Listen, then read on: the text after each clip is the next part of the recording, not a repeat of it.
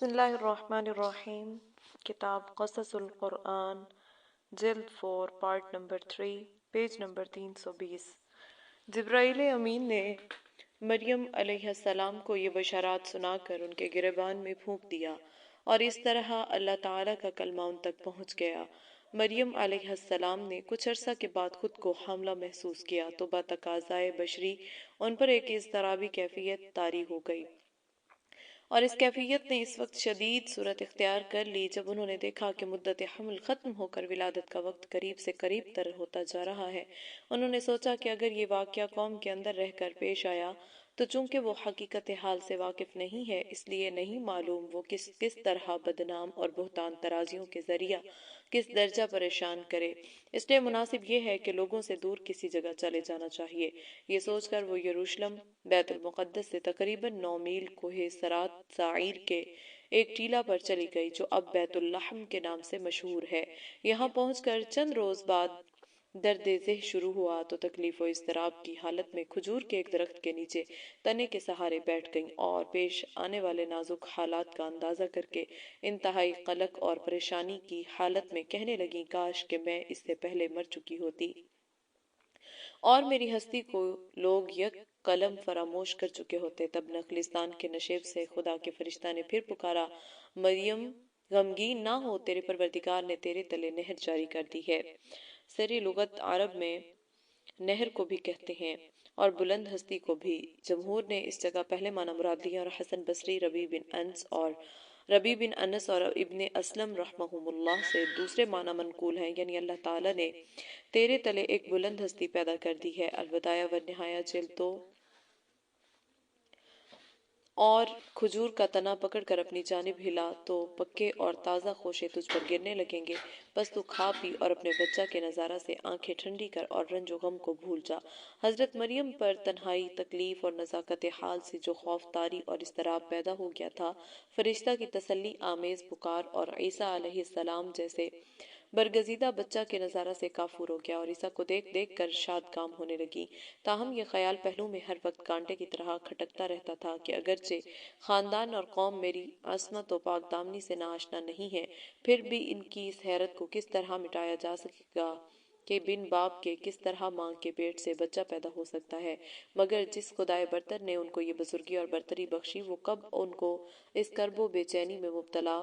کر دیتا۔ اس لیے اس نے فرشتہ کے ذریعے مریم کے پاس پھر یہ پیغام بھیجا کہ جب تو اپنی قوم میں پہنچے اور وہ تجھ سے اس معاملہ کے متعلق سوالات کرے تو خود جواب نہ دینا، بلکہ اشارے سے ان کو بتانا کہ میں روزہ دار ہوں اور اس لیے آج کسی سے بات نہیں کر سکتی۔ تم کو جو کچھ دریافت کرنا ہے اس بچے سے دریافت کر لو، تب تیرا پروردگار اپنی قدرت کاملہ کا نشان ظاہر کر کے ان کی حیرت کو دور اور ان کے قلوب کو مطمئن کر دے گا۔ حضرت مریم وحی الہی کے ان پیغامات پر مطمئن ہو کر بچے کو گود میں لے کر بیت المقدس کو روانہ ہو گئیں۔ جب شہر میں پہنچی اور لوگوں نے اس حالت میں دیکھا تو چہار جانب سے ان کو گھیر لیا اور کہنے لگے، مریم یہ کیا؟ تو نے تو بہت ہی عجیب بات کر دکھائی اور بھاری تہمت کا کام کر لیا۔ اے ہارون کی بہن، نہ تو تیرا باپ برا آدمی تھا اور نہ تیری ماں ہی بد چلن تھی، پھر تو یہ کیا کر بیٹھی؟ مریم نے خدا کے حکم کی تعمیر کرتے ہوئے لڑکے کی جانب اشارہ کر دیا کہ جو کچھ دریافت کرنا ہے اس سے معلوم کر لو، میں تو آج روزے سے ہوں۔ بنی اسرائیل کے ہاں روزے میں خاموشی بھی داخل عبادت تھی۔ لوگوں نے یہ دیکھ کر انتہائی تعجب کے ساتھ کہا، ہم کس طرح ایسے شیرخوار بچے سے باتیں کر سکتے ہیں جو ابھی ماں کی گود میں بیٹھنے والا بچہ ہے؟ مگر بچہ فوراً بول اٹھا، میں اللہ کا بندہ ہوں، اللہ نے اپنے فیصلہ تقدیر میں مجھ کو کتاب انجیل دی ہے اور نبی بنایا ہے، اور اس نے مجھ کو مبارک بنایا، خواہ میں کسی حال اور کسی جگہ میں بھی ہوں، اور اس نے مجھ کو نماز اور زکوٰۃ کا حکم دیا ہے کہ جب تک میں زندہ رہوں یہی میرا شعار ہو، اور اس نے مجھ کو اپنی ماں کی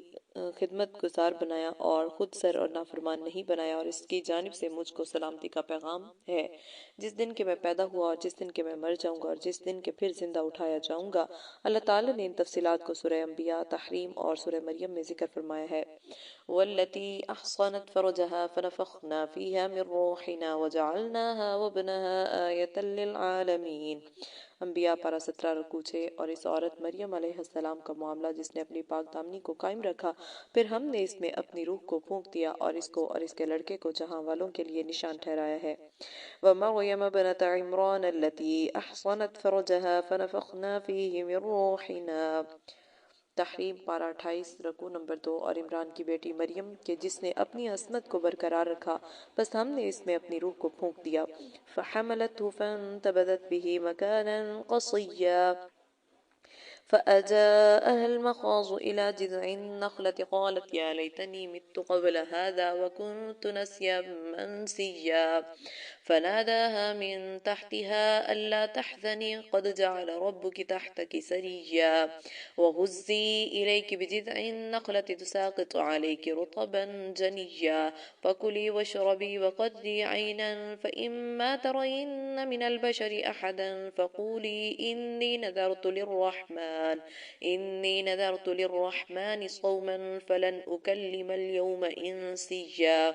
فأتت به قومها تحمله قالوا يا مريم لقد جئت شيئا فريا يا أخت هارون ما كان أبوك امرأ سوء وما كانت أمك بغيا فأشارت إليه قالوا كيف نكلم من كان في المهد صبيا قال إني عبد الله آتاني الكتاب وجعلني نبيا وجعلني مباركا أينما كنت وأوصاني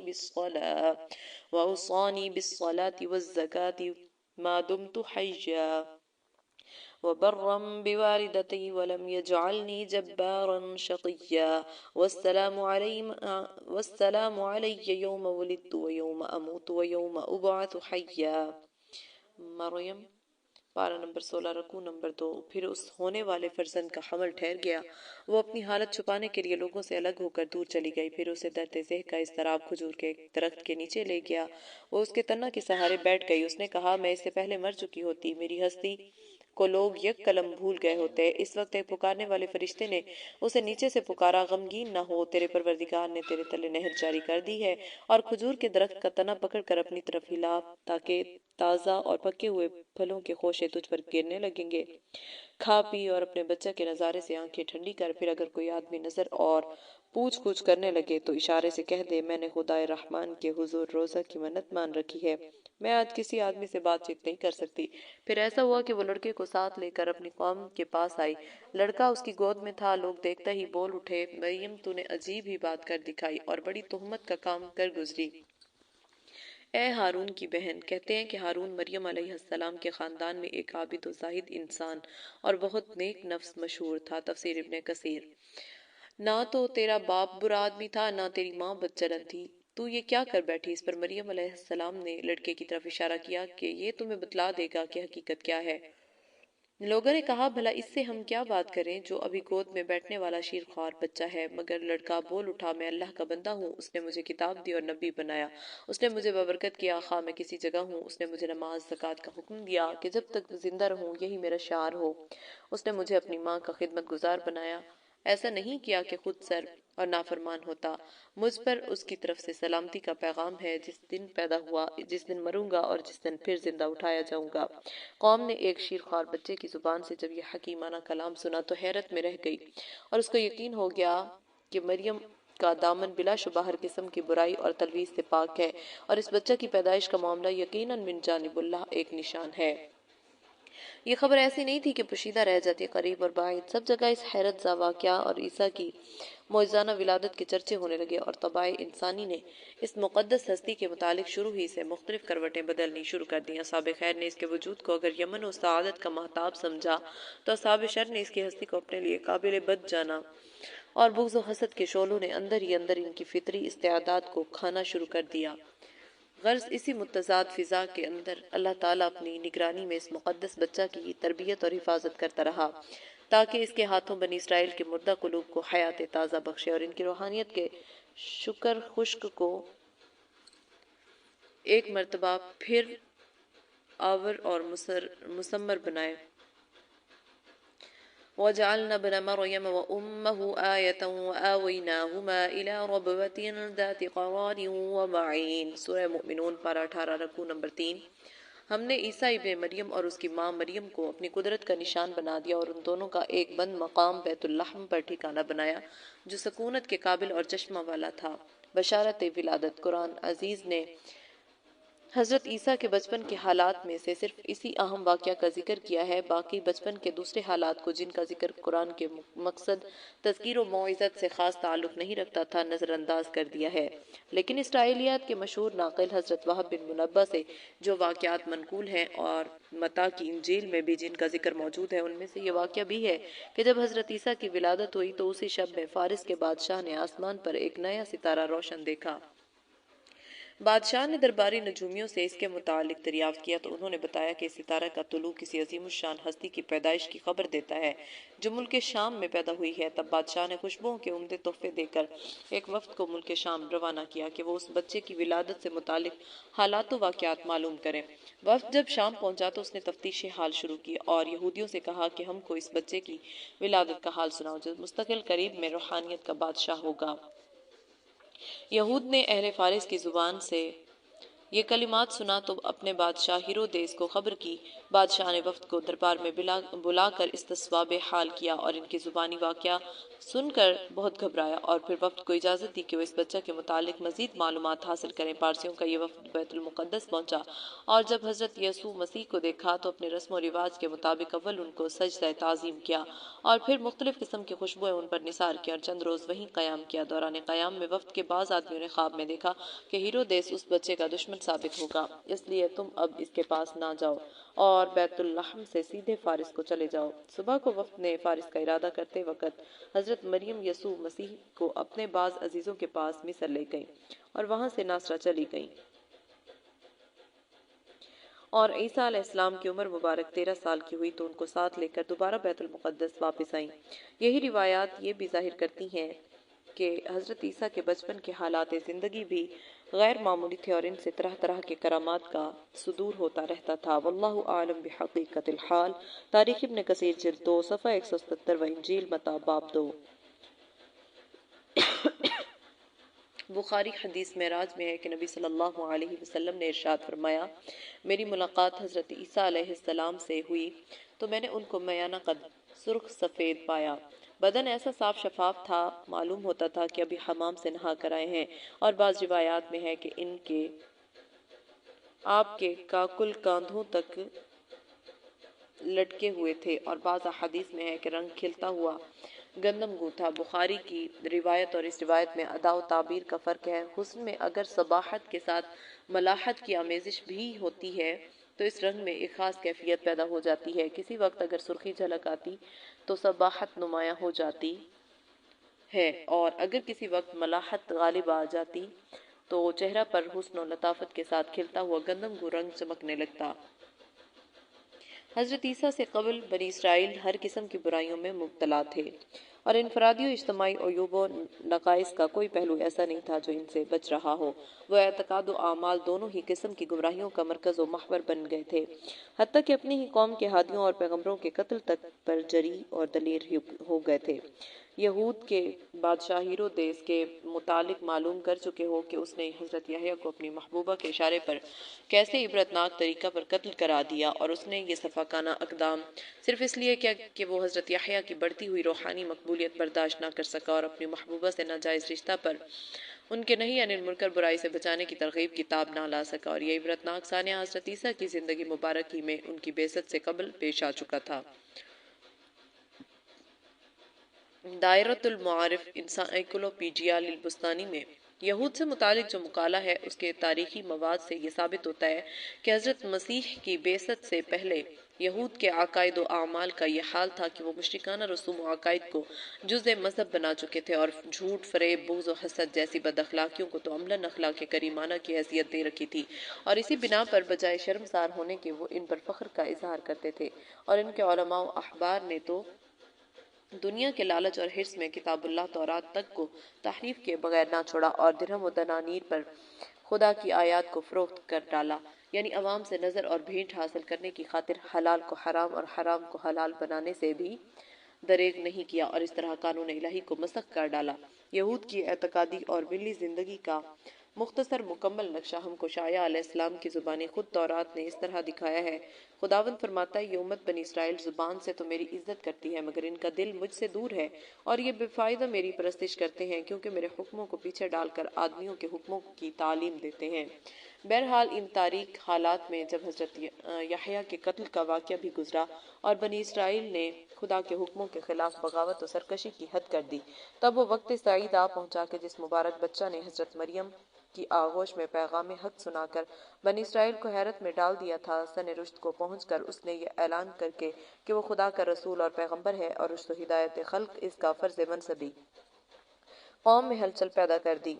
وہ شرف رسالت سے مشرف ہو کر اور حق کی آواز بن کر آیا اور اپنی صداقت و حقانیت کے نور سے تمام اسرائیلی دنیا پر چھا گیا۔ اس مقدس ہستی نے قوم کو للکارا اور احبار کی علمی مجلسوں اور راہبوں کے خلوت قدوں، بادشاہ اور امراء کے درباروں اور عوام و خاص کی محفلوں میں، حتیٰ کہ کوچہ بروزن اور بازاروں میں شب و روز یہ پیغام حق سنایا: لوگو، اللہ تعالیٰ نے مجھ کو اپنا رسول اور پیغمبر بنا کر تمہارے پاس بھیجا ہے اور تمہاری اصلاح کی خدمت میرے سپرد فرمائی ہے۔ میں اس کی جانب سے پیغام ہدایت لے کر آیا ہوں اور تمہارے ہاتھ میں خدا کا جو قانون تورات ہے اور جس کو تم نے اپنی جہالت اور کج روی سے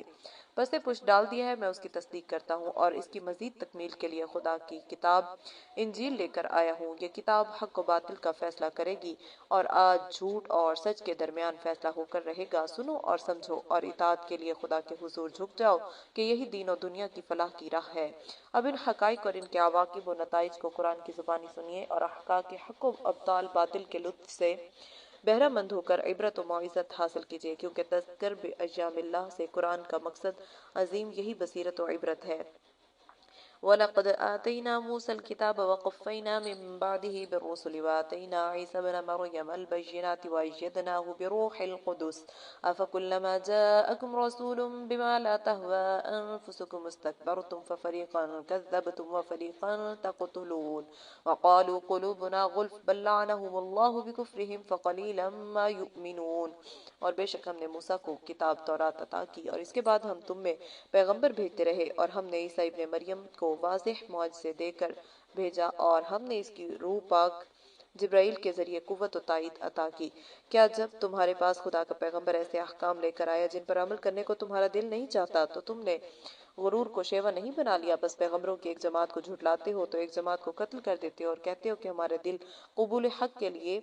غلامیں ہیں۔ یہ نہیں بلکہ ان کے کفر کرنے پر خدا نے ان کو ملعون کر دیا ہے، بس بہت تھوڑے سے ہیں جو ایمان لے آئے ہیں۔ وَإِذْ كَفَفْتُ بَنِي إِسْرَائِيلَ عَنْكَ إِذْ جِئْتَهُم بِالْبَيِّنَاتِ فَقَالَ الَّذِينَ كَفَرُوا مِنْهُمْ إِنْ هَذَا إِلَّا سِحْرٌ مُّبِينٌ۔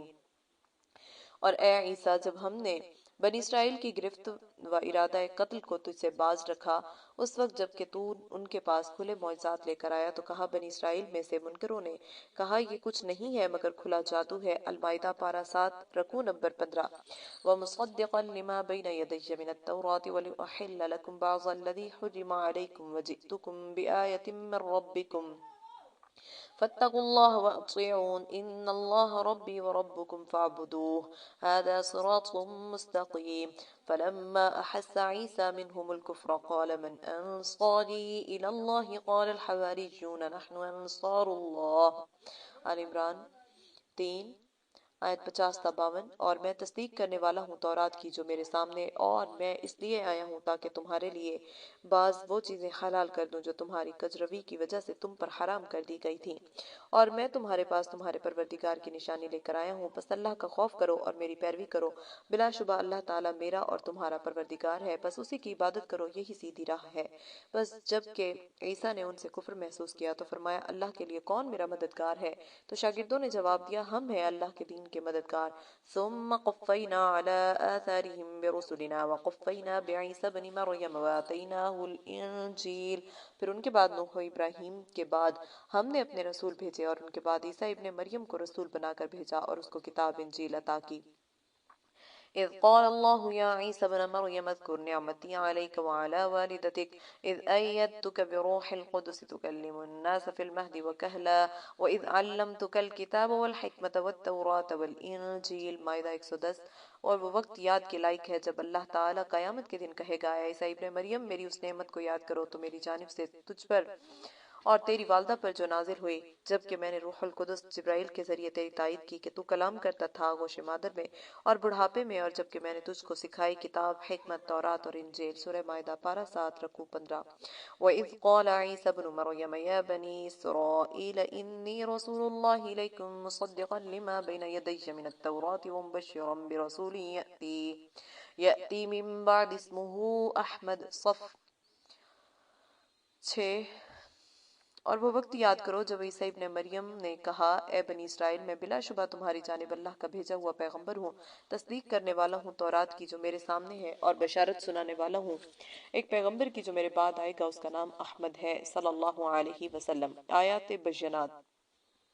قصص القرآن جلد اول معجزات کی بحث میں گزر چکا ہے کہ حق و صداقت کے تسلیم و انقیاد میں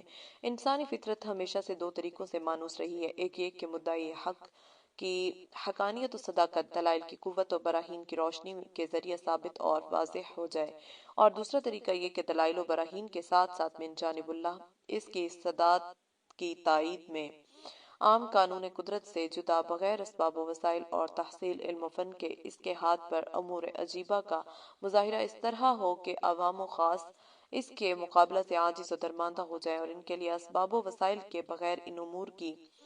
ایجاد ناممکن ہو۔ پہلے طریق کے ساتھ یہ دوسرا طریق انسان کے عقل و فکر اور اس کی نفسیاتی کیفیات میں ایسا انقلاب پیدا کر دیتا ہے کہ ان کا وجدان یہ تسلیم کرنے پر مجبور ہو جاتا ہے کہ داعی حق نبی و پیغمبر کا یہ عمل دراصل خود اس کا اپنا فعل نہیں ہے، بلکہ اس کے ساتھ خدا کی قوت کام کر رہی ہے، اور بلا شبہ یہ اس کے صادق ہونے کی مزید دلیل ہے۔ چنانچہ قرآن میں آیت وَمَا رَمَيْتَ إِذْ رَمَيْتَ وَلَكِنَّ اللَّهَ رَمَى، اور اے پیغمبر، بدر کے غزوہ میں جب تو نے دشمنوں پر مٹھی بھر خاک پھینکی تھی تو تو نے وہ مجھ سے خاک نہیں پھینکی تھی، لیکن اللہ تعالیٰ نے پھینکی تھی۔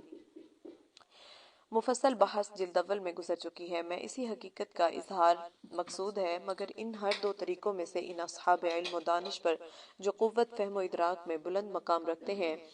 پہلا طریقہ زیادہ مؤثر ثابت ہے، اور وہ دوسرے طریقہ کو پہلے طریقہ کی تائید و تقویت کی حیثیت سے قبول کرتے اور داعی حق نبی و پیغمبر کے دعوی نبوت و رسالت کی صداقت کا مزید عملی ثبوت یقین کر کے اس پر ایمان لے آتے ہیں، اور ان حضرات ارباب عقل و فکر کے برعکس ارباب قوت و اقتدار اور ان کی ذہنیت سے متاثر عام انسانی قلوب دوسرے طریقہ تصدقی سے زیادہ متاثر ہوتے اور نبی و پیغمبر کے معجزانہ افعال کو کائنات کی طاقت و قوت کے دائرہ سے بالا تر ہستی کا ارادہ و قوت فعل یقین کرنے پر مجبور ہو جاتے ہیں، اور ان امور کو خدائی نشان باور کر کے دعوت حق صداقت کے سامنے سر تسلیم خم کر دیتے ہیں۔ قرآن عزیز نے اکثر و بیشتر مقامات پر پہلے طریق کے دلیل کو حجت اللہ، برہان اور حکمت سے تعبیر کیا ہے۔ سورہ انعام میں خدا کی ہستی، اس کی وحدانیت، معاد و آخرت اور دین کے بنیادی عقائد کو دلائل، نظائر اور شواہد کے ذریعے سمجھانے کے بعد رسول اللہ کو مخاطب کرتے ہوئے کہا گیا ہے، قُلْ فَلِلَّهِ الْحُجَّةُ الْبَالِغَةُ، اے محمد کہہ دیجئے اللہ کے لیے ہے حجت کامل یعنی مکمل اور روشن دلیل۔ پارہ 8 رکوع نمبر 18۔ اور اس صورت میں دوسری جگہ حضرت ابراہیم کے تذکرہ میں ہے، وَتِلْكَ حُجَّتُنَا آتَيْنَاهَا إِبْرَاهِيمَ عَلَىٰ قَوْمِهِ، پارہ نمبر 7 رکوع نمبر 16۔ اور یہ ہماری دلیل ہے جو ہم نے ابراہیم کو اس کی قوم کے مقابلہ میں عطا کی۔ سورہ نساء میں ہے، رُسُلًا مُبَشِّرِينَ وَمُنذِرِينَ لِئَلَّا يَكُونَ لِلنَّاسِ عَلَى اللَّهِ حُجَّةٌ بَعْدَ الرُّسُلِ، پارہ 6 رکوع 3۔ ہم نے بھیجے پیغمبر خوشی خبری سنانے والے اور ڈرانے والے، تاکہ لوگوں کی جانب سے خدا پر پیغمبر بھیجنے کے بعد کوئی حجت دلیل باقی نہ رہے کہ ہمارے پاس دلائل کے ذریعہ راہ مستقیم بتانے کوئی نہ آیا تھا، اس لیے ہم دین حق کی معرفت سے محروم رہے۔ پارہ 6 رکوع 30۔ یا ایھا الناس قد جاءکم برہان من ربکم، نساء پارہ 6 رکوع نمبر 24۔ اے لوگو، تمہارے پاس تمہارے پروردگار کی جانب سے برہان قرآن آ گیا، اور سورہ یوسف میں ہے، لولا ان رأى برہان ربہ، سورہ یوسف پارہ 12 رکوع 2۔ اگر نہ ہوتی یہ بات کہ دیکھ لی تھی اس یوسف نے اپنے پروردگار کی دلیل، اور سورہ نحل میں ہے، ادعوا الی سبیل ربک بالحکمۃ والموعظۃ الحسنۃ وجادلہم باللتی ہی احسن، نحل 24۔ اپنے پروردگار کے راستہ کی جانب دعوت و حکمت اور عمدہ نصیحت کے ساتھ اور تبادلہ خیالات کرو، ان مخالفین کے ساتھ اچھے طریق گفتگو سے۔ اور سورہ نساء میں ہے وَأَنزَلَ اللَّهُ عَلَيْكَ الْكِتَابَ وَالْحِكْمَةَ، نساء اور اللہ تعالیٰ نے اتارا تجھ پر کتاب کو اور حکمت کو۔ اسی طرح حکمت کا یہ ذکر سورہ بقرہ، آل عمران، مائدہ، لقمان، صاد، زخرف، احزاب اور قمر میں بکثرت موجود ہے، اور دوسرے طریقے دلیل کو اکثر آیات اللہ اور بعض مقامات پر آیات بینات اور بینات کہا ہے۔ ناقہ صالح کے متعلق ارشاد ہے هَذِهِ نَاقَةُ اللَّهِ لَكُمْ آیَةٌ، اعراف 73۔ یہ اونٹنی تمہارے لیے خدا کی جانب سے ایک نشان ہے۔ حضرت مسیح اور ان کی والدہ مریم کے متعلق ارشاد ہے وَجَعَلْنَاهَا وَابْنَهَا آیَةً لِلْعَالَمِينَ، انبیاء 91۔ اور ہم نے کر دیا مریم اور اس کے لڑکے عیسیٰ کو جہاں والوں کے لیے نشان، معجزہ۔ اور حضرت موسیٰ کے واقعات میں ارشاد باری تعالیٰ ہے وَلَقَدْ آتَيْنَا مُوسَىٰ 9 آیات، سورہ بنی اسرائیل پارہ 15 رکوع 12۔ اور ہم نے موسیٰ کو 9 نشان معجزات عطا کیا، اور حضرت مسیح کو جو معجزات دیے گئے تھے ان کے متعلق ارشاد ہے وَآتَيْنَا عِيسَى ابْنَ مَرْيَمَ الْبَيِّنَاتِ، سورہ بقرہ۔ اور دیے ہم نے عیسیٰ ابن مریم کو معجزات اِذْ جِئْتَهُم بِالْبَيِّنَاتِ فَقَالَ الَّذِينَ كَفَرُوا مِنْهُمْ إِنْ هَذَا إِلَّا سِحْرٌ مُبِينٌ، اس وقت جب کہ تو ان کے پاس کھلے معجزات لے کر آیا تو کہا بنی اسرائیل میں منکروں نے یہ تو کھلا ہوا جادو ہے۔ مائدہ پارہ 7 رکوع نمبر 15۔ ہم نے اس مقام پر اکثر و بیشتر کا لفظ قصداً اختیار کیا ہے کیونکہ قرآن عزیز کے اسلوب بیان سے واقف اس سے بے خبر نہیں ہے کہ اس نے ان الفاظ کے ساتھ میں وسعت تعبیر سے کام لیا ہے، یعنی جبکہ معجزہ بھی اس خاص قسم کا برہان ہے، اور قرآن کریم اور آیات قرآن جس طرح سرتسر علم و برہان ہے اسی طرح معجزہ بھی ہیں۔ اس لیے معجزہ پر برہان کا اطلاق اور کتاب اللہ کی جملوں پر آیت اور آیات اللہ کا اطلاق مجاز نہیں بلکہ حقیقت ہے۔ مثلا حضرت موسیٰ کے 2 معجزوں عصا اور ید بیضا کے متعلق سورہ قصص میں ہے فَذَانِكَ بُرْهَانَانِ مِن رَبِّكَ، قصص پارہ 20 رکوع 4۔ پس تیرے رب کی جانب سے یہ 2 دلیلیں ہیں، اور کتاب اللہ اور اس کے جملوں پر آیت اور آیات کے اطلاقات سے تو قرآن کی کوئی طویل صورت ہی خالی ہوگی۔ تمام قرآن میں جگہ جگہ اس کثرت سے اس کا استعمال ہوا ہے کہ اس کی فہرست مستقل موضوع بن سکتا ہے۔ اسی طرح آیات بینات کا اگرچہ بکثرت اطلاق کتاب اللہ، قرآن، تورات، زبور، انجیل میں ان کی آیات پر ہوا ہے، مگر مستعار بالا مقامات کی طرح بعض جگہ اس کو معجزات کے لیے بھی استعمال کیا گیا ہے۔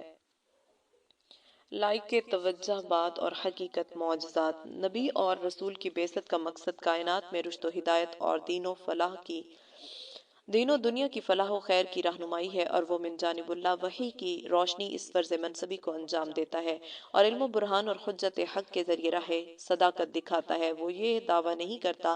کہ فطرت اور ماورائے فطرت معمور میں تصرف و تغیر بھی اس کا کار منصبی ہے، بلکہ وہ بار بار یہ اعلان کرتا ہے کہ میں خدا کی جانب سے بشیر و نذیر اور داعی اللہ بن کر آیا ہوں، میں انسان ہوں اور خدا کا الچی، اس سے زائد اور کچھ نہیں ہوں۔ تو پھر اس کے دعوے صداقت کے امتحان اور پرکھ کے لیے اس کی تعلیم، اس کی تربیت اور اس کی شخصیت کا زیر بحث آنا یقیناً معقول، لیکن اس سے ماورا فطرت اور خارق عادت عجائبات و غرائب کا مطالعہ خلاف عقل اور بے جوڑ بات معلوم ہوتی ہے، اور یوں نظر آتا ہے کہ کسی طبیب حاذق کے دعوی حذاقت طب پر اس سے یہ مطالبہ کرنا کہ وہ طلسمی کھٹکے کی ایک عمدہ الماری یا لکڑی ایک عجیب قسم کا کھلونا بنا کر دکھائے۔ طبیب نے یہ دعویٰ نہیں کیا تھا کہ وہ ماہر لوہار یا بڑھئی ہے، بلکہ اس کا دعویٰ تو امراض جسمانی کے علاج کا ہے۔ اسی طرح پیغمبر خدا کا یہ دعویٰ نہیں تھا کہ وہ خدا کی طرح کائنات پر ہمہ قسم کے تصرف و تغیر کا مالک و قادر ہے، بلکہ اس کا دعویٰ تو یہ ہے کہ وہ تمام امراض روحانی کے لیے طبیب کامل اور حاذق و ماہر ہے۔ پس دعوی نبوت اور معجزات خارق عادت امور کے درمیان کیا تعلق ہے، اور کیا اس لیے یہ کہنا صحیح نہیں ہے کہ معجزہ لوازم نبوت میں سے نہیں ہے؟ بلا شبہ یہ سوال بہت زیادہ قابل توجہ ہے، اور اس لیے علم کلام میں اس مسئلہ کو کافی اہمیت دی گئی ہے۔ لیکن ہم نے آیات بینات عنوان میں ابتدائے کلام دعوی نبوت کی صداقت سے متعلق دلائل کی جو تقسیم انسانی طبائع اور ان کے فطری رجحانات کے پیش نظر کی ہے، وہ بھی ایک ناقابل انکار حقیقت ہے، اور جو ہر عقل کے تفاوت درجات نے بلا شبہ انسانوں کی قوت فکریہ کو جدا جدا 2 طریقوں کی جانب مائل کر دیا ہے۔ ان حالات میں جب ایک نبی اور رسول یہ دعویٰ کرتا ہے کہ وہ خدا کی جانب سے ایک ایسے منصب پر مامور ہے جو ریاضات و مجاہدات اور نیک عملی کی قوت سے نہیں بلکہ محض خدا کی موہبت اور عطا سے حاصل ہوتا ہے، اور یہ منصب نبوت و رسالت ہے، اور اس کا مقصد کائنات کی رشد و ہدایت اور تعلیم، حق و صداقت ہے، تو بعض انسانی دماغ اور ان کا جوہر عقل اس جانب متوجہ ہوتا ہے کہ اگر اس ہستی کا یہ دعویٰ صحت پر مبنی ہے تو اس کے معنی یہ ہوتے ہیں کہ اس کو خدائے برتر کے ساتھ اس درجہ قربت حاصل ہے جو دوسرے انسانوں کے لیے ناممکن ہے۔ پس جب ہم یہ دیکھتے ہیں کہ اس کی صدائے اصلاح اور اس کی تعلیم ہمارے قدیم رسم و رواج یا مذہب و دھرم کے ان عقائد و اعمال کے خلاف ہے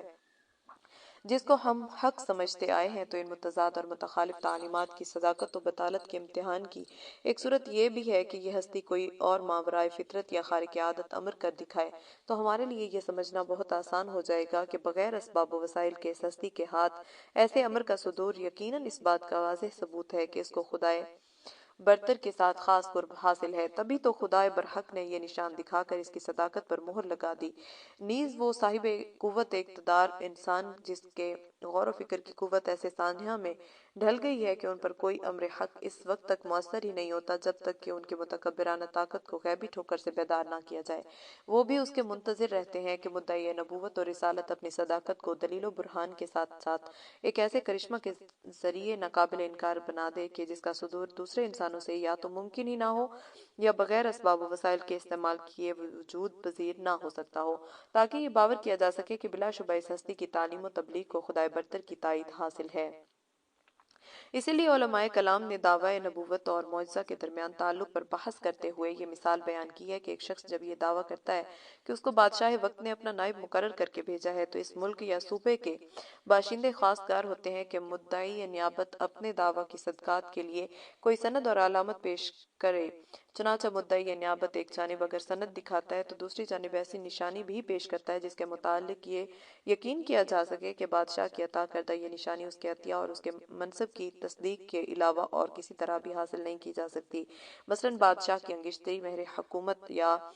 ایسا خاص عطیہ جو صرف اس منصب پر فائز ہستی کو عطا کیا جاتا ہو۔